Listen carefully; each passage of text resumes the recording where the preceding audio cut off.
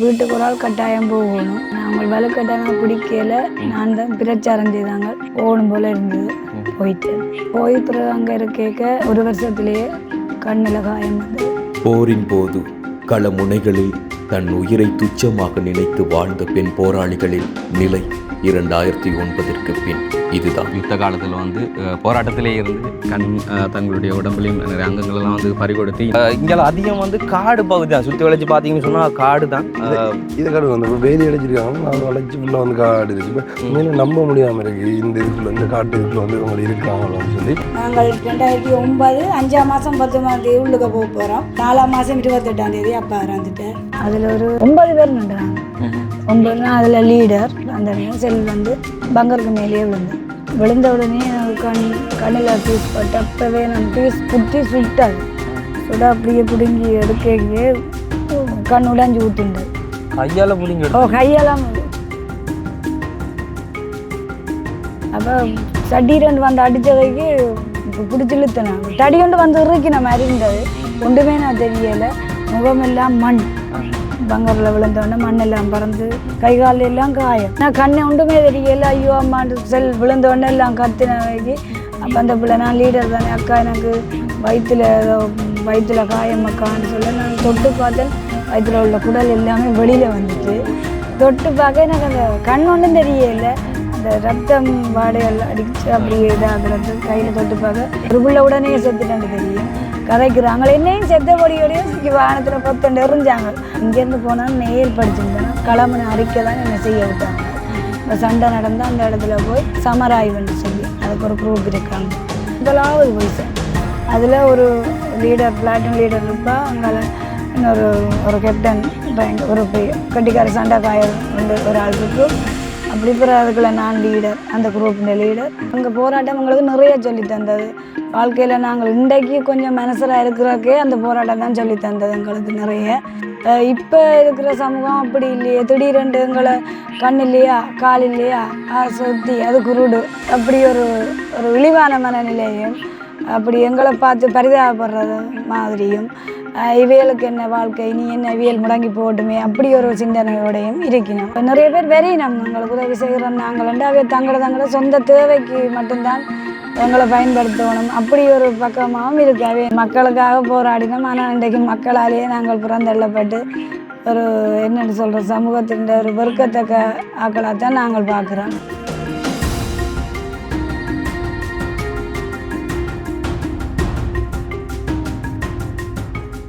வணக்கம். இது தமிழோட திறனில் ஆர்ஜே தமிழா. நான் உங்கள் RJ Prahaladan and KJ Deeva. Okay, எனக்கு வந்து நம்ம எங்கே வந்திருக்கிறோம் அப்படி சொல்லி பார்த்தீங்கன்னு சொன்னால் முல்லைத்தீவில் தென்னியங்குளம் பகுதிக்கு தான் வந்திருக்கிறோம்.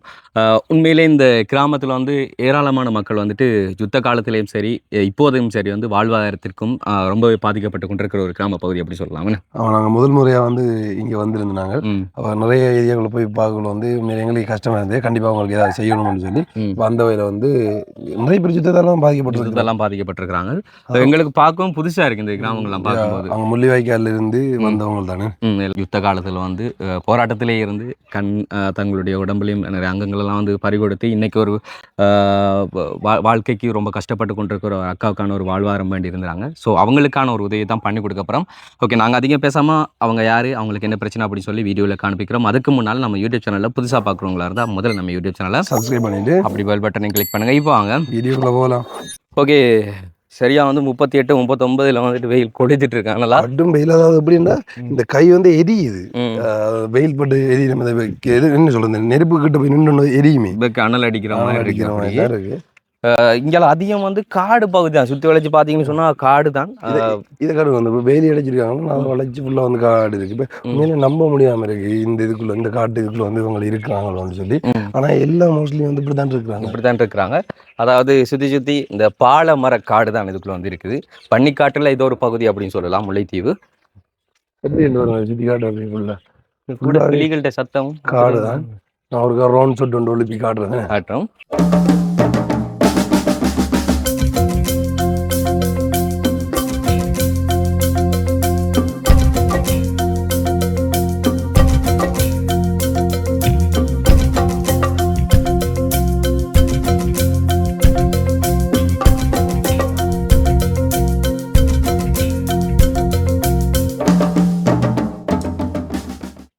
நார்மலாக வந்து இப்போ இந்த ஏரியா வந்து நீங்கள் பார்த்துருப்பீங்க. இது என்னது, இது மோர்கொச்சிக்கா வெளியில் வச்சுருக்காங்க. ரைட், இன்னைக்கு ஒரு முக்கியமான ஒரு நாள் அப்படின்னு சொல்லியிருந்தாங்க அக்கா வந்து. அக்கா வணக்கம். சரி, பேச மாட்டீங்களோ? பேசுவீங்களா? சரி, என்னன்னு சொன்ன இன்னைக்கு என்னக்கா நாள் வந்து இன்னைக்கு?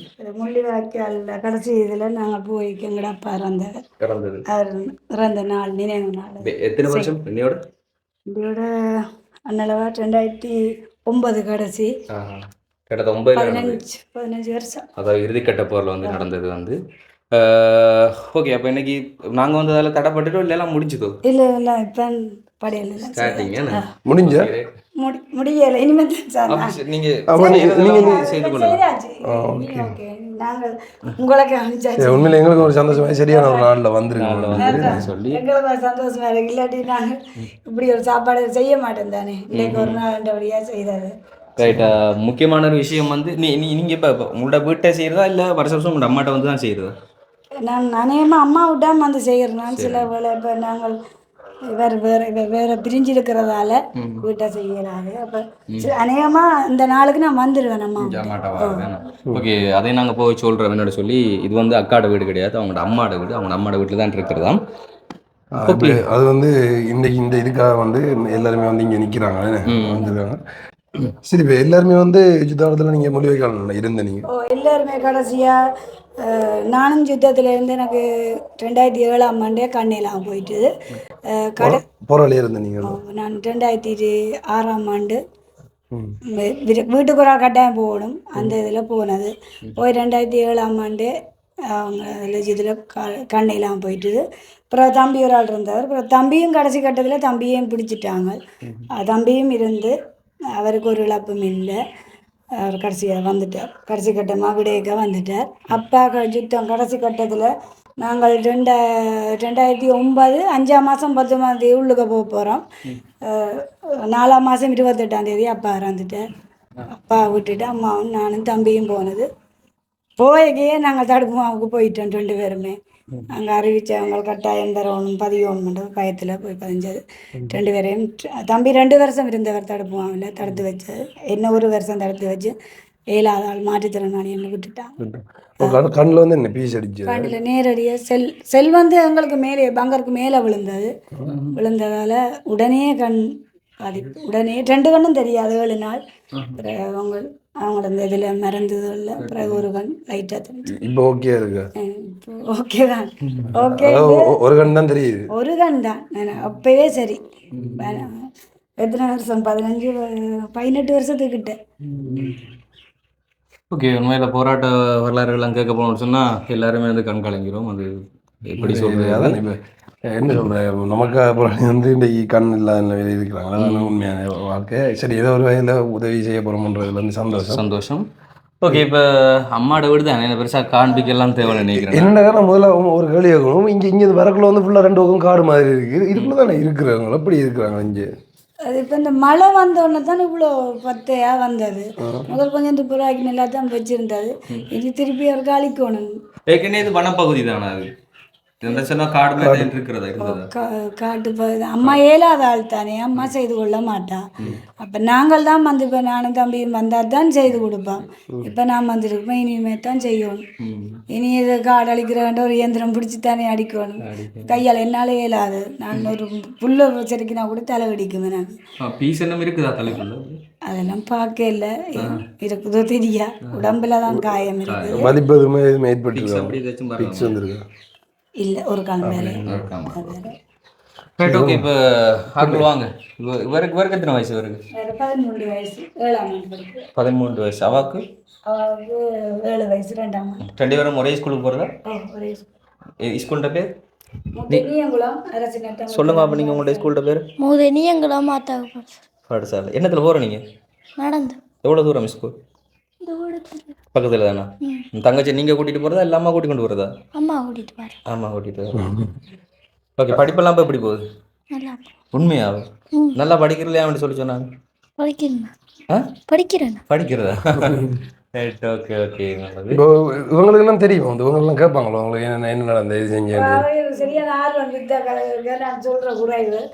ஓகே, அவங்க அம்மாவோட கொஞ்சம் பேசிட்டு அக்காட்ட நம்ம கண்டிப்பாக வந்து பேசுவோம். நம்ம இது வாங்கம்மா கொஞ்சம் வடை வந்து ஒரு வித்தியாசமா இருக்கு.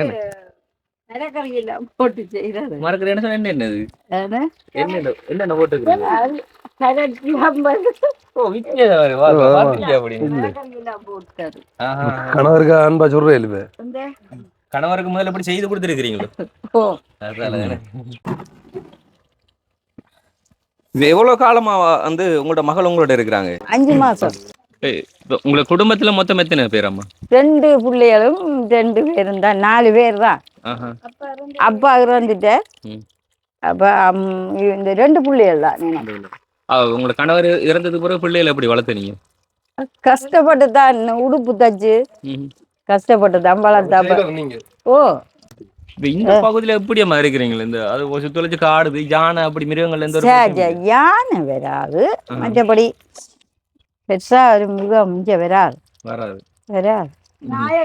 நாயால் நிக்குது, நாய் விடாது. ஆஹா. பண்டி இந்த காட்டுக்கே எல்லாம் வரும். ஆஹா. மான் பண்டி எல்லாம் காட்டுக்க வரும். ஆஹா. காட்டுக்க வந்து போ. அப்ப குடிக்கிற தண்ணி அது இதெல்லாம் வந்து எங்க ஐயோ, நாங்கள் போய்த்தான் அல்றது. குழாய் ஒன்று அடிச்சு நாங்கள் பழுதாப்பு. இந்த குழாயில மோட்டர் பழுதா போச்சு. ஆஹா.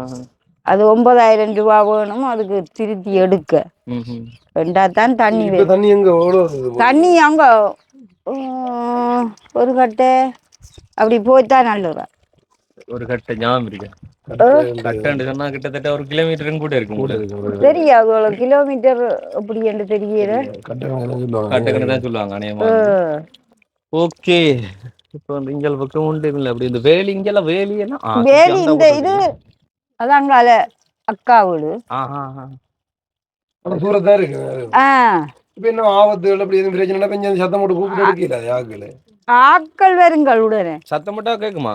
ஓ சத்தம் போட்டா சுத்தி அது அங்க இருக்கு வீடு, அங்கால இருக்கு வீடு, வீடுகள் இருக்கு. காடு இருக்கு. காடு அது சின்ன காடு தான் கிடக்கு. காடு ஓட்டுனேன் இந்த படகுண்டைக்கு. Okay okay. அப்படியே நம்ம இனி அக்கா கூட வந்து பேசுவோம். அவங்களுக்கான ஹெல்ப் தாண்டி நம்ம பண்ணி கொடுக்க போறோம். மெயினா அப்படியே பேசுவோம் நம்ம. ஓகே ஃபர்ஸ்ட் வணக்கம் அக்கா. வணக்கம். வாழ்க்கையெல்லாம் எப்படி போகுது? வாழ்க்கை போகுது. என்னதான் வந்து எல்லாருக்குள்ளும் கஷ்டங்கள் இருந்தாலும் கேட்ட உடனே வந்துட்டு போகுது அப்படின்னு தான் சொல்லி முடிப்பாங்க. பட் உங்களோட பேர் என்னக்கா? கிருஷ்ணவாணி. கிருஷ்ணவாணி. உங்களுக்கு போராட்டத்துல இருந்து இருந்த பேர்? தமயந்தி. தமிழ். சரிங்க. உங்களோட குடும்பத்தில் மொத்தம் எத்தனை பேர்? நீங்கள் எப்படி இந்த போராட்டத்துக்குள்ள வந்து உள்வாங்கப்பட்டீங்க அப்படின்னு சொல்லி நோமலாக வந்து சொல்லுங்க. நாங்கள் 4 பேர். அம்மா, அப்பா, நான், தம்பி. அப்போ வீட்டுக்கு ஒரு ஆள் கட்டாயம் போகணும். ஆனால் அவங்க வலுக்கட்டாயமாக பிடிக்கல. நான் தான் பிரச்சாரம் செய்தாங்க. போகணும் போல இருந்தது. போயிட்டேன். போய் பிறகு அங்கே இருக்க 1 வருஷத்துலேயே கண்ணில் காயம் வந்தது. எங்கே நடந்தது? மன்னாரில் நடந்தது. அப்போ இங்கேருந்து மன்னாருக்கா போகணும் நீங்கள்? மன்னார் அங்கே அவங்கள சண்டை நேரம் மன்னாரில் கொண்டு போய் விட்டுருந்தாங்க. அந்த நேரம் நேரடியாக செல் வந்து விழுந்தது. எத்தனை பேர் நின்னீங்க அப்போ? அதில் ஒரு 10 பேரும் 9 பேர் நின்றாங்க. 9 அதில் லீடர். அப்போ நீங்கள் குரூப் லீடர். அப்போ அதில் செல் அடியில் தான். செல் அடிச்சுட்டு தானே அவங்களுக்கு சண்டை பிடிப்பாங்க. அந்த நேரம் செல் வந்து பங்கருக்கு மேலேயே விழுந்தது. விழுந்த உடனே எனக்கு கண்ணில் பீஸ் பட்டு அப்போவே நான் பீஸ் குத்தி சுட்டது. சுட அப்படியே பிடுங்கி எடுக்கையே கண் உடைஞ்சு ஊத்துண்டது. கையால் பிடிங்கி ஓ கையெல்லாம் கண்ணுக்குள்ள ஒரு சின்ன ஒரு மண் துணிக்க விழுந்தாலே அப்படி இருக்கும். அப்போ சட்டீரண்டு வந்து அடிச்ச கைக்கு பிடிச்சி இழுத்தன தடி கொண்டு வந்து இறுக்கின மாதிரி இருந்தது. ஒன்றுமே நான் தெரியல. முகமெல்லாம் மண். பங்கரில் விழுந்தோடனே மண்ணெல்லாம் பறந்து கை கால எல்லாம் காயம். ஓ ஷர்ட் தானே. அப்போ ஷர்ட் ஜீன்ஸ் போடுறது பிள்ளைகள். அப்போ புல் சிலிப்பிட்டு இருந்தனால இந்த கையில் இப்பயுமே மண் கிடாக்கு. இப்பயும் அன்றைக்கு உள்ளுக்க திடீரெண்டு எதனா ஒரு தடிப்பு தன்மை வந்து எல்லாம் இதாண்டே இப்படி மண்ணுகள் எல்லாம் அப்படியே இதாக கிடாக்கு. இப்பயுமே இருக்கு இந்த கை ஃபுல்லாக. இது ஃபுல்லாக காயம் தானே எனக்கு. கால்லையும் காயம். இந்த காலில் காயங்கள் இருக்கு. அப்பயே நான் பிடிச்சி இழுக்கையே உடைஞ்சு கண் ஊத்துண்டது. அப்படியே அப்பயே நான் தெரியும் கண் சரியண்டு. 7 நாள் வச்சிருந்தாங்க. உடனே வந்து அந்த இடத்த விட்டு கொண்டு போயிடுவாங்க தானே காயப்பட்ட உடனே. இப்போ கொண்டு போனோன்னா அதுக்கு பிறகு 7 நாள் பிறகு இப்படி ஃபுல்லாக பெண்டை சுற்றி போட்டிருந்தேன் 2 கண்ணுக்கு. பிறகு 7வது நாள் கலட்டேக்க இந்த கண் லைட்டாக தெரிஞ்சு இந்த கண் சரி. அப்பவே சரி. அப்போ உங்களை சுற்றி இருந்தவங்களோட நிலைமை? அவங்கள அதில் ஒரு பிள்ளை அப்பவே இறந்துட்டு வீரச்சாவு எப்படி சொல்றது, நாங்கள் அப்படித்தான் சொல்றது. அப்போ இறந்துட்டு இன்னொரு பிள்ளைக்கு காயம், அது வயிற்று காயம், வயிற்று அப்படியே குடல். ஏன்னா கண்ணை ஒன்றுமே தெரியல. ஐயோ அம்மாண்டு செல் விழுந்த உடனே எல்லாம் கத்தினவைக்கு. அப்போ அந்த பிள்ளை நான் லீடர் தானே அக்கா, எனக்கு வயிற்றுல காயம் அக்கான்னு சொல்ல நான் தொட்டு பார்த்தேன். வயிற்றுல உள்ள குடல் எல்லாமே வெளியில வந்துட்டு தொட்டு பார்க்க எனக்கு அந்த கண் ஒன்றும் தெரியல. அந்த ரத்தம் வாடைகள் அடிச்சு அப்படியே இதாகிறது. கையில் தொட்டு பார்க்க அந்த பிள்ளை சொல்லுது குடல் எல்லாம் வெளியில வந்துட்டு. அதை நான் உண்மையாக அந்த பிள்ளைக்கு காயமண்டா என்ன காயமண்டாலும் நான் அதை பார்க்கணும். பார்த்தா தானே நான் செய்ய முடியும். எனக்கே அது கண்ணு ஒன்றும் தெரியாது, 2 கண்ணுமே தெரியாம போச்சு. பிறகு ஆக்கள் அப்பையும் நான் அந்த போக்கில் என்ற பேரை சொல்லி கூப்பிடுறாங்க. கூப்பிட என்னால் எடுக்கவே முடியல. ஒரு மாதிரியா தான் எங்கே இருக்குன்னு தெரியா பறந்துட்டு கையில் வச்சுட்டு ஆயுதம் பறந்துட்டு அதுவும் பறந்துட்டு வெளியில குண்டுகள் எல்லாம் வச்சுருந்து அதெல்லாம் படிக்க வலிக்கிட்டு. இப்பயும் போல்ஸ் எல்லாம் இருக்கு எனக்கு எல்லா தாக்கம். இதுக்குள்ள பீஸ் குத்துன்னு அது குண்டு படிச்சு முகம் எல்லாம் அப்பயும் முகம் எல்லாம் சிங்கில கழுதைக்கு கலகலண்டு விழும், முகத்தால் கொட்டும் மண்ணுகள் கல்லுகள். அப்போ அந்த பிள்ளை போக்கி ஒரு மாதிரி கையில் வந்துட்டு அதுக்கும் சேதமோ என்னவோ தெரியல. அதை ஒரு மாதிரி அமர்த்தி சொல்லிட்டேன், எங்களுக்கு காயம் ஒழுங்குபடுத்தவங்க உடனே வந்துட்டாங்க. படிகள் தானே வருவாங்க, வந்து வாகன பதிகாரம் எல்லாம் செய்து பின்னால் கொண்டு வந்துட்டாங்க. அதில் எனக்கு ஒரு பிள்ளை உடனே செத்துட்டேன்னு தெரியும். கதைக்கிறாங்க என்னையும் செத்த பொடியோடையே சுக்கி வாகனத்தில் பொத்தண்டு எறிஞ்சாங்க. பொடிகள் தான் நான் ஏன்டா என்ன அறிகிறீங்களா, எனக்கு உயிர் இருக்கலான்னு சொல்லி கத்தத்தான். அவங்களுக்கு அப்புறம் அக்கா அவங்களுக்கு தெரியலேண்டு பிறகு எடுத்து அதுக்கப்புறம் செத்த உடம்புல புரிம்பாவும் சாகாதாக்களை புரிம்பாவும் தானே கொண்டு வரோம். என்ன நடந்தாலும் அந்த இடத்துல அந்த வீரச்சா அடைஞ்சவங்களை விட்டுட்டு போக மாட்டேன். இல்லை நாங்கள் கொண்டு போயிடுவோம். அது எனக்கு கண் தெரியாட்டி நான் அந்த உடலை விட்டுட்டு போகலாம். என்னோட பேர் நாங்கள் 2 பேரும் நல்லா இருக்கிறோம்டா. ஒரு இடத்துல போராளி இல்லைண்டா அப்படித்தானே நல்லா இருந்தா விட்டுட்டு போகலுமா. அது எப்படியோ கொண்டு போயிடும் வந்துடுவாங்களா. அப்போ உங்கள்கிட்ட அந்த குரூப்புக்குள்ள மெடிக்கல் தெரிஞ்சாக்கள் இருக்க மாட்டாங்களா? ஒருத்தரும் இருக்க மாட்டாங்க. வருவாங்க அப்பப்போ வருவாங்க. ஒவ்வொரு இடங்களை முதலாவது பொசிஷன் அதில் ஒரு லீடர் பிளாட்டூன் லீடர் இருப்பா. அங்கால இன்னொரு கேப்டன் ரேங்க் ஒரு பெரிய கட்டிக்கார சண்டைக்காயர் உண்டு ஒரு ஆள் இருக்கும். அப்படி பிறகு அதுக்குள்ள நான் லீடர், அந்த குரூப்பின் லீடர். நிறைய பேர் மற்ற அதை விட பெரிய சண்டை துவங்கிட்டு வருவாங்க. பின்னால் படிகள் பெரிய கனரக ஆயுதங்கள் ஆட்டியது ஹெல்ப் எல்லாம் இருக்கு, அதெல்லாம் இருக்கு. உங்கள்ட்ட குரூப்பு கொண்டு பேர் வச்சிருப்பாங்களா? அது அந்த நேரம் அதில் பொய்சன்ற பேரை தான் சொல்லுவாங்க. சரி, இப்போ அதுக்குள்ள இருந்து நீங்க எப்படி மீண்டு வந்தீங்க? பிறகு போராட்டத்துக்குள்ள இருந்து எப்படி மீண்டு வந்தீங்க? பிறகு நான் அதில் இருந்து பிறகு காயப்பட்ட பிறகு நான் இங்கேருந்து போனால் நேயல் படிச்சுருந்தேன். நான் கிளம்புன அறிக்கை தான் என்னை செய்ய விட்டாங்க. இப்போ சண்டை நடந்தால் அந்த இடத்துல போய் சமராய்வுன்னு சொல்லி அதுக்கு ஒரு குரூப் இருக்காங்க. அதில் நானும் ஒரு ஆள். பொம்பளை பிள்ளைகள சண்டை கள நிலவரங்களை சண்டை கதையை கேட்டு அதை நாங்கள் எழுதி எங்களை ஆக்களை பெரிய ஆக்களை கொடுக்குவோம். அதில் ஒரு ஆள், அதில் நானும் ஒரு ஆளாக இருந்தேன். படித்தேன்டபடியாக கொஞ்சம் எழுத்துனெல்லாம் ஆர்ட்ஸ் படித்தேன் நான். அப்போ விட்டாங்க. பிறகு அதுக்கு பிறகு கண் காயப்பட்ட பிறகு பின்னணியில் வச்சுருந்தாங்க. சண்டைக்கு போக வேண்டாம், சண்டைக்கு போய்த்தானே காயம் வந்தது. அதுக்கு பிறகு பின்னுக்கு இருந்து அங்கேயும் ஆயுத கலைஞர் அப்படி அதில் விட்டுருந்தாங்க. இப்போ அது செய்து அப்படியே இருந்து கடைசியாக 2009 சுற்றி வளைச்சிட்டான். அவன் பாக்ஸ் அடிச்சிட்டான். அதுக்குள்ளே பிரித்து ஒரு மாதிரி நாங்கள் அப்படியே விட்டுட்டு நான் வந்துட்டேன். அவையிட்ட போகல. கடைசி கட்டம் தானே, நீ போயும் ஒரு பிரயோசனம் இல்லை. அம்மாக்களோட வந்து தேடி பிடிச்சி தான் அம்மாக்களை கண்டுபிடிச்சேன். ஒவ்வொரு வீடா போய் இப்படி கதைச்சு இந்த இடத்துல உள்ள ஆக்கள் எங்கே இருக்கணும் அப்படி இப்படின்னு ஒரு மாதிரி எங்களோட அம்மான்ற அக்கா பெரிய அம்மாக்கள் இருக்கிற இடத்த தேடி பிடிச்சேன். அதுக்கு பிறகு அம்மாக்களும் பக்கத்தில் இருந்தார். பிறகு வந்து அப்பா எல்லாம் அவங்களோட இருந்தார். பிறகு கொஞ்ச காலத்தால் இருந்து ஒரு 4ஆம் மாதம் 28ஆம் தேதி அப்பா சாகுறார். நான் அவையோட வந்து ஒரு மாதம் இருந்தேன். 3ஆம் மாதம் அங்கிருந்து மன்னார் பக்கம் இருந்து முல்லைத்தீவுக்கா போனேன் நீங்க? இல்லை, மன்னார்ல இருந்து அதுக்கப்புறம் அவங்க ஒவ்வொரு இடத்துக்கு கொண்டு போவாங்க. அது ஒரு இடங்களுக்கு அது இப்போ எல்லாம் சொல்லிக்கொண்டு இருக்கல. எனக்கு இப்போ ஞாபகம் இல்லை. ஒரு இடத்துல விடுவாங்க, அவங்களுக்கு சொல்ற இடத்துக்கு போக வேண்டிய. அப்புறம் என்ன நினைட்டேன், நான் பல புதுக்குடியிருப்பு அந்த பக்கம் நின்றேன்.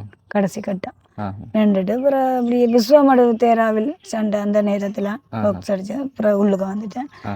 அம்மாக்களோட வந்துட்டேன். பாக்ஸ்லேருந்து வெளியில் வந்து அவங்க பிடிச்சா அப்புறம் உயிரோடு பிடிச்சா என்ன செய்வாங்கன்னு தெரியும் தானே உங்களுக்கு சொல்ல தேவை. ஓகே. அப்ப அந்த கண் ஆபரேஷன் எதுவும் செய்யல? ஆபரேஷன் எதுவும் செய்யல? அவங்க தான் இந்த பொன்னம்பலம் ஹாஸ்பிட்டல்னு சொல்லி அவங்க வச்சிருந்தது, அவங்க தான் செய்தது. அதுக்கப்புறம் நான் ஒன்றும் செய்கிற கையில் வசதி இல்லை தானே. இனி இப்போ கண் பார்வை வருமா வராதான்னு தெரியும். இனி இதை செக் பண்ணணும், அதுக்கு இனி ஒரு மருத்துவ உதவி தேவை. அதை அப்படியே செய்யல, அப்படியே விட்டாச்சு. அதுக்கப்புறம் அம்மா எல்லாம் வந்து சந்திச்சுட்டு அப்புறம் திருமண வாழ்க்கைக்குள்ள எப்போ இணைஞ்சு சந்திச்சுட்டு நாங்கள் அப்படியே உள்ளுக்குள்ளே போயிட்டோம். அப்படியே அம்மாவுக்குள்ளே சந்திச்சு அங்கே மேல் குடியேற்றம்னு சொல்லி எங்களை புனர்வாழ்வு எடுத்தவங்க. புனர்வாழ்வு முகாமில் 2 வருஷம் 1.5 வருஷம் வச்சுருந்தவங்க. அதில் ஒரு இதில் ஒரு கொஞ்சம் காலத்தால் விட்டுட்டாங்க, 1 வருஷத்தால் விட்டுட்டாங்க. இருந்தேன் நான் ஒரு ஒரு 5-6 மாதம் ஹாஸ்பிட்டலில் இருந்தேன் நான். சரியான இது வருத்தம் எனக்கு. காயம் இல்லை, அந்த காயப்பட்டதுன்ற தாக்கம் ஒரே நிமோனியா காய்ச்சல் வந்து 3-4 மாதம் ஹாஸ்பிட்டலில் இருந்து மனநிலை பாதிக்கப்பட்ட ஆக்களோட என்னை விட்டாங்க. உண்மையாக சொல்கிறேன். விட்டு பிறகு ஒரு மாதிரி வழியில் வந்துட்டேன். வந்த பிறகு அவங்களோட இருந்து பிறகு 1 வருஷம் 1.5 வருஷம்னு சொல்லுங்க, 1.5 வருஷத்தால் வழியில் விட்டுட்டாங்க மாற்றுத்திறனாளி என்று. பிறகு அம்மாக்களோட பிறகு மூழ்குடியேற்றத்துக்கு இங்கே தான் வந்தது, இந்த வீட்டெல்லாம் வந்திருந்து. பிறகு 2011ஆம் ஆண்டு தான் நான் ஒரு ஆளை விரும்பித்தான் செய்தது. அவருடைய இப்போ அவரை பிரிஞ்சு தான் இருக்கிறேன். அவர் நுவரெலியா இடம். அவர் கொஞ்சம் அந்த நேரம் தான் யுத்தத்தில் காயப்பட்ட ஆளவரை தான் திருமணம் செய்யணும், தனக்கு அப்படி ஒரு நல்ல பக்கம் இருக்குது, தனக்கு யுத்தத்தில் ஈடுபட்ட ஆக்களில் அப்படி விருப்பம், நாட்டுக்காண்டு போகிறார், அப்படி ஒரு போலியான தோற்றத்தோடு வந்தவர்.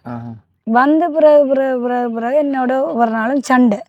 அப்படி இப்படி அவர் ஃபோன் எல்லாம் வச்சிருக்கிறார். அந்த அப்போ ஃபோன் என்னண்டே நான் தெரியல.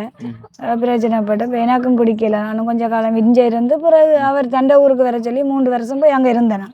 அங்கே இருந்தவங்க சரியான கஷ்டம், அட்டை குளிர், சரியான நுவரெலியா தெரியும் தானே உங்களை, குட்டி இங்கிலாண்டு சொல்கிறேன். அப்படி சரியான குளிர். அங்கே குளிக்கிறண்டாலே சும்மா தண்ணி அள்ளி நேரடியாக குளிக்கலாம், விரைச்சே போயிடுவோம். பிள்ளைகளெல்லாம் பழக்கம் இல்லை, இந்த வெக்க தானே. அப்படியானாக்கள் நாங்கள் அங்கே குளிர்க்க போய் வாழ்கிற கஷ்டம். அப்புறம் இந்த தேயிலை செடி அது எல்லாம் காடுகளுக்கு போகணும், விறகு எடுக்கணும், அட்டை கடி, அட்டையெல்லாம் சரியான கஷ்டம். மழையாண்டா அட்டை வந்துடும், வீட்டுக்குள்ளேயே அட்டை வரும். அப்போ அங்கே இனி வாடகை வீடு, அப்படி கஷ்டம். நான் எனக்கு தையல் தெரியும் கொஞ்சம், அதால் எங்களோட அக்கா ஒரு ஆள் தான், அவாட்டு தான் தையல் பழகி. அம்மா தன்னிட்ட ஒரு மாடு நின்றது, யுத்தத்தில் திரும்பி வர அந்த மாடு சாகையில் இருந்தது. அப்போ அந்த மாட்டை விற்றுட்டு எனக்கு ஒரு மிஷின் ஒன்று வண்டி தந்தவன். அதை வச்சு தான் தச்சு தான் உழைப்பு. ஓகே. இப்போ அப்போ என்ன அதான வாழ்வாரம்? இப்போ வீட்டில் இங்கே பெருசாக தையல் ஆக்கள் டவுன் அண்டில் தானே பார்க்குறீங்க, நான் எப்படி இருக்கேன்ட்டு. ஆக்கள்கிட்ட காசு இல்லை, அதால் வந்து தைக்கிறேன் இல்லை தான். நான் கொஞ்சம் தூரத்தில் இருக்கு வீடு, போயிட்டு 2 பேரும் அவவும் மாற்றுத்திறனாளி, அவாவுக்கும் காலையில் இப்போ இங்கேருந்து கொள்ள தூரமே போகிறது கஷ்டம். போக்குவரத்து, அந்த போக்குவரத்து தான் இப்போ என்ன மெயின் பிரச்சனை. என்னத்தில் போய் வரீங்க? தம்பின்ற ஒரு சைக்கிள் நிற்கிது, அந்த சைக்கிள் நான் போயிட்டு மிதிச்சு போகிறது. மிதிச்சு தான் ஒரு சைக்கிள் ஒவ்வொரு நாளும் ஓடி போகிறது. சைக்கிளே நிற்கிது, வேணுமெண்டா காட்டுறேன். அதுவும் அவற்ற சைக்கிள் தான். அவர் தண்டை பிள்ளைகளுக்கு தண்டை வைப்பு கண்டு வேண்டி வச்சிருந்த சைக்கிள், அதையும் 2 சிறப்பாக சண்டை பிடிச்சிட்டு சைக்கிளை தாண்டுக்கு வைப்பார். ஓகேக்கா. நீங்கள் வந்து ஆரம்பத்தில், அதாவது வந்து இப்போ பள்ளிக்கூடம் படிக்கும்போது ஒரு நிலைமையில வந்து இருந்திருப்பீங்க. சடன் வந்து நீங்கள் போராட்டத்துக்குள்ளே உள்வாங்கப்பட்டதுக்கு பிறகு போராட்டத்தில் இருந்ததுக்கும் அதை மீண்டு வந்து இப்போ நீங்கள் இருக்கிறதுக்குமான மனநிலைகள் வந்து எப்படி இருக்கு? போராட்டம் சொல்லியிருக்க உண்மையாக போராட்டம் கொஞ்சம் வெளியிலேருந்து பார்த்தா கஷ்டம்தான். ஆனால் அங்கே போராட்டம் எங்களுக்கு நிறைய சொல்லி தந்தது. வாழ்க்கையில் நாங்கள் இன்றைக்கு கொஞ்சம் மனசராக இருக்கிறக்கே அந்த போராட்டம் தான் சொல்லி தந்தது எங்களுக்கு நிறைய. இப்போ இருக்கிற சமூகம் அப்படி இல்லையே, திடீரென்று எங்களை கண் இல்லையா கால் இல்லையா சொத்தி அது குருடு, அப்படி ஒரு இழிவான மனநிலையும், அப்படி எங்களை பார்த்து பரிதாபப்படுறது மாதிரியும், இவைகளுக்கு என்ன வாழ்க்கை, நீ என்ன இவியல் முடங்கி போட்டுமே, அப்படி ஒரு சிந்தனையோடையும் இருக்கணும். அதை விட இப்போ அந்த பொருளாதாரம் உங்களுக்கு தெரியும் தானே எவ்வளோ கஷ்டம்ண்டு. அது எங்களுக்கு வாழ்கிறதுக்கு இனி இல்லையன்ட்டு சரியான கஷ்டம். இயல்பான மனுஷ வாழ்க்கையை விட இப்போ எங்களுக்கு அந்த இயலாததோட வாழ்கிறது இனி இல்லையன்ற கஷ்டமாக தான் கிடக்கு.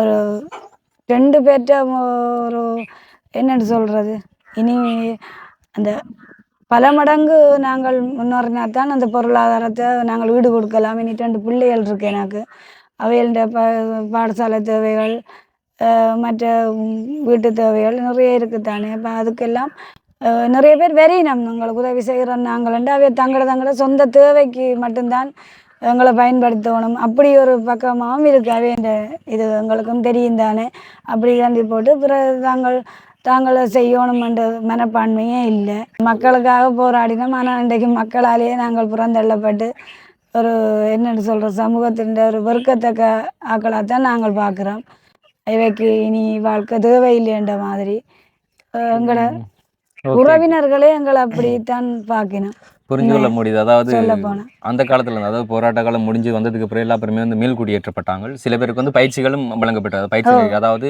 கைத்தொழில் பயிற்சிகளை நெறிப்படுத்தப்பட்டு ஒவ்வொரு தொழிலெல்லாம் வந்து செய்து கொண்டு இருக்கிறாங்க. ஆனா உண்மையிலே வந்து இப்போ ஆக்சிடென்ட்ல வந்துட்டு கை கால் இழந்தவங்களை வந்து நாங்கள் எப்படி வாழ்கிறோம் என்ன செய்யலாம் அப்படின்னு சொல்லிட்டு வீதியோரம் இறங்கி தர்மமெல்லாம் எடுக்க வழி விட்டுருவாங்க. ஆனால் போராட்ட காலத்தில் வந்து கை கால் இழந்தவங்க வந்துட்டு ஒரு மன தைரியத்தோடு எங்களால் வாழ முடியும்ன்ற ஒரு தைரியத்தோடு வாழ்றீங்க. அது வந்து ஒரு பிடிச்ச ஒரு விஷயமா இருக்குது. கண்டிப்பாக வந்து நீங்களும் உங்களோட 2 பிள்ளைகளும் வளர்த்தெடுக்கிறதுக்காக வேண்டி இங்கே இவ்வளோ ராஜ்யம் வந்து அவ்வளோ தூரம் வந்துட்டு கடைக்கு வேலைக்கு போயிட்டு அதுவும் சைக்கிள் மிதிச்சு நாங்கள் இந்த ரோட்டால் வரும்போது எங்களுக்கு பயமாக இருக்குது. 2 சைடும் காடாக தான் இருக்குது, ஒரு பயமாக இருக்குது. ஆனால் நீங்கள் சைக்கிள் மிதிச்சு போய் வாருங்கன்னு சொல்லும்போது அது தனியாக ஒரு மன தைரியம்.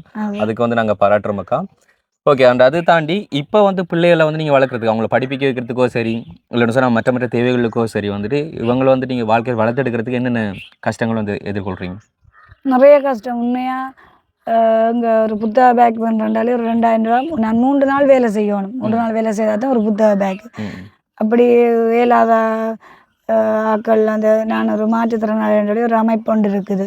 அதனூடாக எங்களோட அக்காவும் அதில் ஒரு அங்கத்தவ. இப்போ அக்கா அதில் கொஞ்சம் உதவி பண்ணி தந்தவா. கோப்பிகள் புத்தகங்கள் அப்படி புத்தக பேக்குகள் அதெல்லாம் பண்ணி தந்தவா.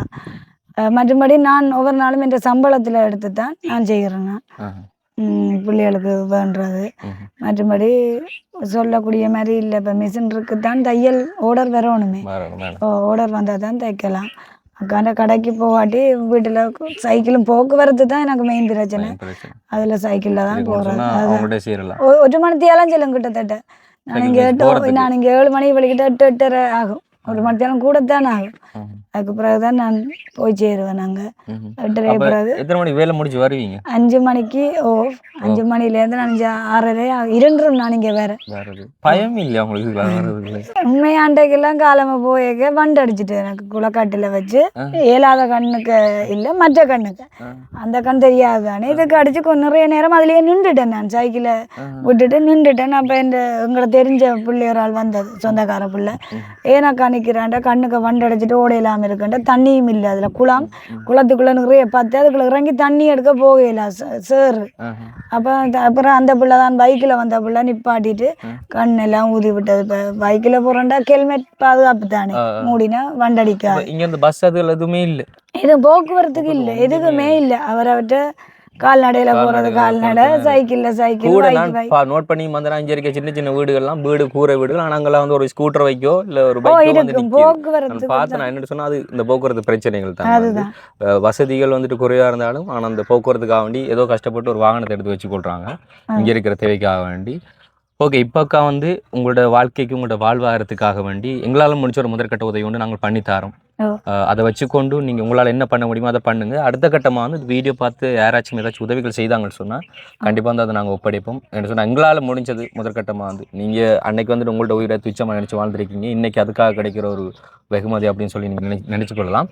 இப்போ வந்து அது வந்து உங்கள்கிட்ட கையில் ஒப்படைக்கிறோம் நாங்கள். ஓகேக்கா, இது வந்து எங்களால் முடிஞ்ச முதற்கட்ட ஒரு உதவி. இதை எண்ணி பாருங்கள் இவ்வளோ தொகை இருக்குன்னு சொல்லி.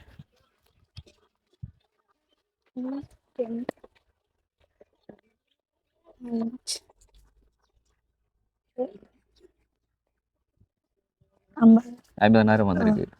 சரி, இப்போ நீங்கள் இன்னைக்கு நினைச்சிங்களா வாராணிகள் படின்னு எல்லா அப்புறம் பழமையாக வந்துட்டு நிறைய பேர் வந்து போராட்ட கஷ்டங்களை கேட்பாங்க, இது செய்வாங்க, ஆனால் அப்படி போயிடுவாங்க அப்படி சொல்லி நீங்கள் சொன்னீங்க. உண்மையில நிறைய பேர் வந்து கஷ்டங்களை கேட்டிருக்காங்க, அனுதாபங்களை கேட்டிருக்காங்க, அவங்கள தேவைகளை பூர்த்தி செய்து போகிறாங்கன்னு சொல்லி. இப்போ இன்னைக்கு நீங்கள் நினைச்சிங்களா இப்படி ஒரு உதவி பணம் வந்து கிடைக்கும்னு சொல்லி? கொஞ்சம் கூட எதிர்பார்க்கல உண்மையா.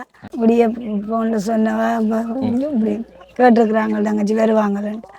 அப்போ நான் சரியக்கா எல்லாரும் மாதிரி தானே டோம் பண்ணுறேன். ஆனால் யூடியூப் இப்படி அந்த அப்படி பப்ளிக்காக அப்படி எடுக்க இல்லை, ஃபோனில் போனோண்டு இருக்குத்தானே. இப்போ அதில் எல்லாம் சொல்லுவாங்க, ஓ நீங்கள் இப்படி பாதிக்கப்பட்ட ஆளா நான் செய்கிறேன் அப்படிலாம் செய்வாங்க, சொல்லுவாங்க.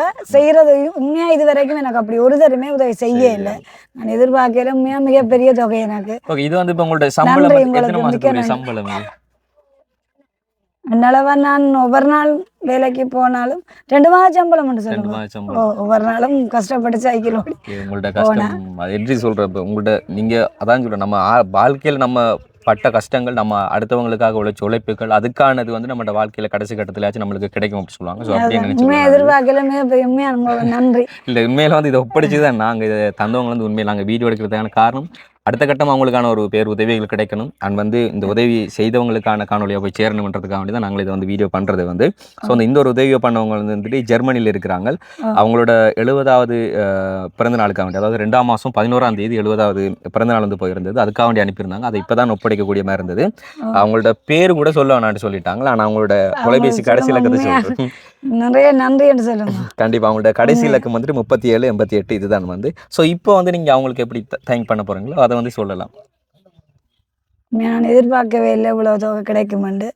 எனக்கு போக்குவரத்துக்கு தான் ஒரு ஏதாச்சும் ஒரு சின்ன ஒரு பைக் மாடல் டிவிஎஸ்.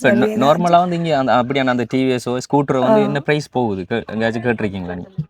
2 லட்சம் அப்படி போகுதுன்னு சொல்கிறாங்க. மற்றது எனக்கு பெரிய பைக் அப்படி நான் எல்லாமே ஆட்டோவிலேருந்து எல்லாமே ஓடுவேன், ஓடி இருக்கிறேன். முதல்ல ஓடி இருக்கேன், இப்போயும் ஓடுவேன், பிரச்சனை இல்லை. எனக்கு லைசன்ஸ் தர மாட்டாங்கன்னு சொல்கிறாங்க. அதுதான் அந்த ஒரு இது என்ன தெரியலை, நான் கேட்கல. வேலை இடத்துக்கு போயிட்டு வரலாம், பிரச்சனை இல்லை. எந்த பைக் வேண்டாலும் போயிட்டு வரலாம். ஓகே, உண்மையில் வந்து எல்லா பேருமே வந்து நம்ம கேட்கும்போது அவங்களுக்கான ஒரு வாழ்வாதாரம் வந்து கேட்பாங்க. ஸோ அந்த அக்கா வந்து அவங்களோட வாழ்வாதாரம்னு சொன்னால் இப்போதைக்கு அவங்க கடையில் போய் போயிட்டு வராங்க. அந்த போக்குவரத்துக்கான பைக்கில் உதவி தான் வந்து கேட்குறாங்க. ஸோ யாராச்சும் சரி நீங்கள் அக்காவுக்கான இந்த ஒரு உதவி பிறந்த நாள் வாழ்த்தையும் சொல்லுங்க. உண்மையாக இன்னும் நிறைய காலமாக இருக்கணும், சந்தோஷமா, கண்டிப்பாக வருத்தம் இல்லாமல். ஓகே, இப்போ இதை வந்து நீங்கள் இப்போதைக்கான உங்களோட பிள்ளைகளோட படிப்புக்கோ சரி உங்களுடைய வாழ்க்கை உதவிகளுக்கோ சரி வச்சுக்கொள்ளுங்க. வந்து மேலதிக ஒரு உதவி பண்ண போகிறீங்க, அக்காவுக்கான பைக்கிலுக்கான உதவி பண்ண போகிறீங்க அப்படின்னு சொன்னால் எங்களோட டிஸ்பிளேல எடுத்துகிட்டு வாட்ஸ்அப் நம்பருக்கு நீங்கள் வந்து கான்டாக்ட் பண்ணலாம். அதுக்கு அடுத்த கட்டமாக அக்காவுக்கான அந்த ஒரு ஹெல்ப்பை வந்து நாங்கள் பண்ணி முடிப்போம். சரிங்கக்கா, நீங்கள் வந்து இனியும் வந்துட்டு செம்மனிய வாழ்க்கை நடத்துங்க. நம்மளை பார்க்குறவங்க 1000 பேசுவாங்க, ஒரு நாள் வந்து நம்மளுக்கு ஒரு படி சோறு வந்து கொடுக்க போகிறதில்ல. ஆனால் நீங்கள் அடுத்தவங்களுக்காக வாழ்ந்திருக்கிறீங்க அப்படிங்கிற ஒரு இது மட்டும் இருந்தால் போதும். அதை அடுத்தவங்க இப்போயும் நினச்சி கொள்வாங்க, நீங்கள் வந்து வாழ்ந்திருக்கிறீங்க, அதாவது உங்களோட நலம் இல்லாமல் பிறர் நலம் கருதி வந்து வாழ்ந்திருக்கிறீங்க ஒரு காலம். அப்போ அதை வந்து அவங்க யோசிக்காமல் பேசுகிறாங்கன்னு சொன்னால் நீங்கள் அதெல்லாம் வந்து மைண்டில் எடுக்காதீங்க. நீங்கள் உங்களோட பிள்ளைகளை இனி வளர்த்தெடுக்கணும். அவங்களுக்காக வாழ்ந்த காலம் போயிட்டு அடுத்து சொல்ல போனால் இப்போ நான் கணவரை விட்டு பிரிஞ்சதுக்கே இதுதான் காரணம். எந்த நாளுமே நல்லா இருக்க கொஞ்சம் நல்லா இருப்பார், ஒரு சின்ன ஒரு பிரச்சனை என்றாலும் ஒற்றை கண்ணி என்று தான் சொல்கிறார். அது எனக்குமே சரியான ஒரு மன இதாக. நான் அக்காவுக்கு சொல்லித்தான் ஒரு அழுகிறேன் நான். இப்போ அப்படி சொல்லிட்டாரு. அவரே என்ன புரிஞ்சு கொண்டு ஒரு 10-11 வருஷம் என்னோட வாழ்ந்தவரே திடீரென்று ஒற்றை கண்ணாண்டு எனக்கு சரியான கவலையாக இருக்கிறது. என்ன செய்ய கேட்கணுமென்றக்காண்டி கேட்டதுதான். ஓகேக்கா, நீங்கள் எல்லாத்தையும் வந்து விட்டு தள்ளிட்டு இனி உங்களோட பிள்ளைகளை வளர்க்குறதுக்கான வேலைகளை மட்டும் நீங்கள் பாருங்கக்கா. அடுத்த கட்டமான உதவிகள் ஏதாச்சும் கிடைச்சா நாங்கள் வந்து ஒப்படைக்கிறோம். சரிங்களா? ஓகே, இனிமேல் வந்து நீங்கள் பார்த்துருப்பீங்க இந்த ஒரு ஏரியாவுக்குள்ளே வந்துட்டு எப்படியான ஒரு வாழ்க்கையை அது வாழ்ந்து கொண்டிருக்கிறாங்க அப்படின்னு சொல்லினா. அதான் இப்போ நான் என்ன சொன்னேன், அந்த போராட்டத்துக்கு முதல்ல வந்து எப்படி இருந்தவங்க இன்றைக்கு அவங்களோட நிலைமை வந்து எப்படி இருக்குது. அதான் நிறைய பேர் வந்து வந்தா காட்டி செஞ்சு திடுறவங்க கண்டிப்பாக இப்படிப்பட்டு இப்போ எப்படி சொல்கிறேன், இப்போ இது வந்து உண்மையிலே அரசாங்கத்துக்கு நாங்கள் எதிராக ஒன்றும் செய்யலை. இப்போ அரசாங்கத்தாலே வந்து இப்போ யுத்த நிறுத்தம்னு சொல்லி வந்ததுக்கப்புறமா வந்து கொடுத்துருக்காங்க. ஆனால் உண்மையாக பாதிக்கப்பட்டவங்க வந்து தென்படலை. இப்படி இருக்கிறவங்கள வந்து உண்மையிலே தேடி அவங்களுக்கான உதவி செய்யணும். அவங்க சொல்லியிருந்தாங்க நிறைய பேர் வந்து பார்த்துட்டு போவாங்க, காய்ச்சிட்டு போவாங்க, உதவி செய்ய மாட்டாங்கன்னு சொல்லி. அது உண்மையிலே கொஞ்சம் கஷ்டமாக இருந்தது. அது இன்னும் மற்ற யூடியூபர்மாக இருக்கும்போது வீடியோ எடுக்கிறதுக்கு ஒரு மாதிரி இருக்கும். கண்டிப்பாக அப்படியே நாங்கள் கண்டால் நீங்கள் கண்டென்ட்டுக்காக மற்ற விஷயங்களுக்காக வந்து வீடியோ எடுக்காமல் அவங்களுக்கான உதவிகளை எதுவும் செஞ்சு கொடுத்தா வந்து உண்மையிலே நல்ல. அது வந்து அவங்கள்ட்ட உண்மையான நிலவரம் அப்படி இருக்குது. இன்றைக்கி அதான் சொன்னால் வந்து மக்களுக்காக போராடி நாங்கள் இன்றைக்கு வந்து மக்களால் வறுக்கப்படுறோம். அதுவுமே இதுக்குள்ள வந்து கவலையாக இருக்குது. ஓகே, உண்மையில் அவங்களுக்காக வேண்டி அவங்க கேட்டிருந்தது வந்து இந்த வாழ்வாதாரத்துக்கான அந்த பைக்கில் உதவி ஒன்று தான் கேட்டிருந்தாங்க. ஸோ வந்து நாங்கள் நம்புகிறோம் அப்படியான உதவி கிடைக்கும் அப்படி சொல்லி. ஸோ வந்து அப்படியான உதவி பண்ண போகிறீங்க அப்படி சொன்னால் மறுபடியும் சொல்லிக்கொள்கிறோம். எங்களோட டிஸ்பிளே திட்ட வாட்ஸ்அப் நம்பருக்கு நீங்கள் வந்து கான்டாக்ட் பண்ணலாம். அவன் வந்து இன்றைக்கி நாங்கள் காண்பிச்சிருந்த இந்த ஒரு காணொலி உங்களுக்கு பிடிச்சிருந்தா லைக் பண்ணுங்கள், ஷேர் பண்ணுங்கள். மறக்காமல் நம்ம ஆர்ஜி தமிழ் யூடியூப் சேனலை சப்ஸ்கிரைப் பண்ணிவிட்டு அப்படி பெல் பட்டனையும் கிளிக் பண்ணுங்கள். நாங்கள் நெக்ஸ்ட் வீடியோவில் சந்திக்கிறோம். Okay bye.